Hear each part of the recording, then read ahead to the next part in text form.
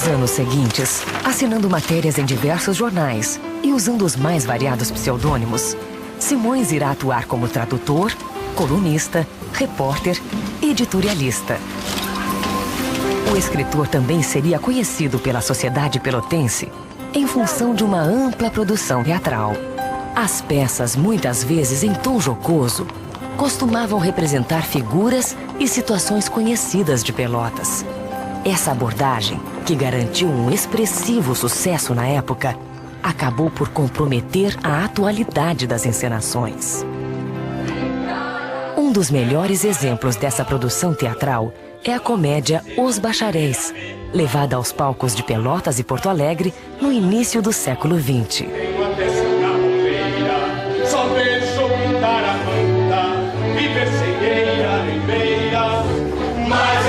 Se o nome de Simões Lopes Neto continua a ser lembrado, é sobretudo em função da literatura.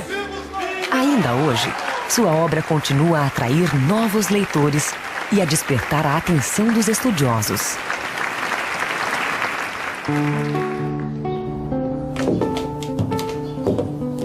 Entre as publicações preservadas na Biblioteca de Pelotas, destaca-se o folhetim A Mandinga, editado em 1893 no jornal Correio Mercantil. Mas é somente com o Cancioneiro Guasca, lançado em 1910, que Simões Lopes Neto passa a abordar a temática que lhe valeu a posteridade. O livro é resultado de um trabalho de pesquisa sobre o cancioneiro do Rio Grande do Sul, reunindo também provérbios e ditados populares. Sou valente como as armas. Sou guapo como um leão. Índio velho sem governo, minha lei é o coração. Não tenho mancha nem medo. Não temo inverno e verão. Meu culto é das raparigas e do mate chimarrão. Gosto da vida no campo. Governo com honra e brio. Com um par de bolas no cinto, não tenho medo nem frio. Sou valente como as armas. Sou guapo como um leão. E se duvidam, perguntem à moçada do rincão. Esse registro do falar campeiro aproxima o escritor da cultura popular e marca também o reencontro com as primeiras vivências na Estância da Graça. De certo foi aí que Simões Lopes Neto buscou inspiração para a sua primeira obra de ficção, Contos Gauchescos. Publicado em 1912, Contos Gauchescos usa a linguagem popular como matéria-prima para a criação de uma literatura ao mesmo tempo regional e universal.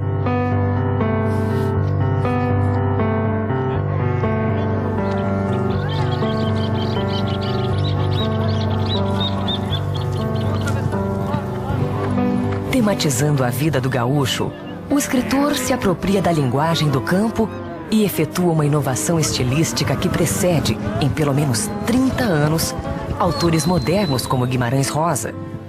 O protagonista de todos os contos, Blau Nunes, é um campeiro com muitas histórias para contar. É também a representação de um tempo mítico, de um Rio Grande já então ameaçado pelos avanços da modernização. Tudo era aberto. As estâncias pegavam umas nas outras, sem cerca, sem tapume. As divisas de cada uma estavam escritas nos papéis de sesmaria. Lá um que outro estanceiro é que metia marcos de pedra nas linhas. Isso mesmo quando aparecia algum piloto entendido do ofício e que viesse bem apadrinhado. Mas Blau Nunes não é o único personagem eternizado por Simões Lopes Neto.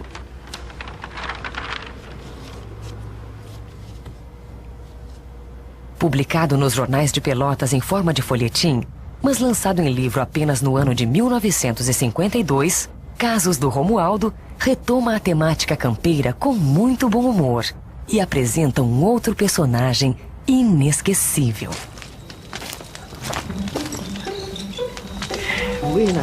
Romualdo, o protagonista das histórias, é um mentiroso na tradição do Barão de Munchausen. Seus causos exagerados estão destinados a provocar o riso e a incredulidade dos leitores. Mas ele os narra com toda a convicção e chega a invocar testemunhas. Por isso sou mirado, eu, Romualdo, por esses tais, um olhar parado, dentro do qual as dúvidas galopam. Dos meus verdadeiros casos, posso citar inúmeras testemunhas. Infelizmente, quase todas mortas e o restante morando longe. Há mesmo algumas cujos nomes me esqueci, mas cujas fisionomias guardo bem nos escaninhos da memória. Em 1913, Simões Lopes Neto publica Lendas do Sul. A obra é uma redescoberta dos mitos que fazem parte do imaginário rio-grandense. Como quem narra histórias junto ao fogo de chão, o escritor evoca mitos e assombrações. Em narrativas onde a maestria literária fica evidente, fala de lendas como a do Negrinho do Pastoreio, com sua tropilha de cavalos a assombrar as noites do Pampa. Da cobra de fogo, chamada um boitatá. Da salamanca do Jaral, Princesa Moura, aprisionada em uma caverna secreta. Faz 200 anos que aqui estou. Aprendi sabedorias árabes e tenho tornado contentes alguns homens. Nunca mais dormi. Nunca mais nem fome, nem sede, nem dor, nem riso. Passeio no palácio maravilhoso. Dentro deste cerro do Jaral ando sem parar e sem cansaço. Lendas do Sul é também o último livro que o escritor publica em vida. Em 14 de junho de 1916, aos 51 anos de idade, morre em Pelotas João Simões Lopes Neto.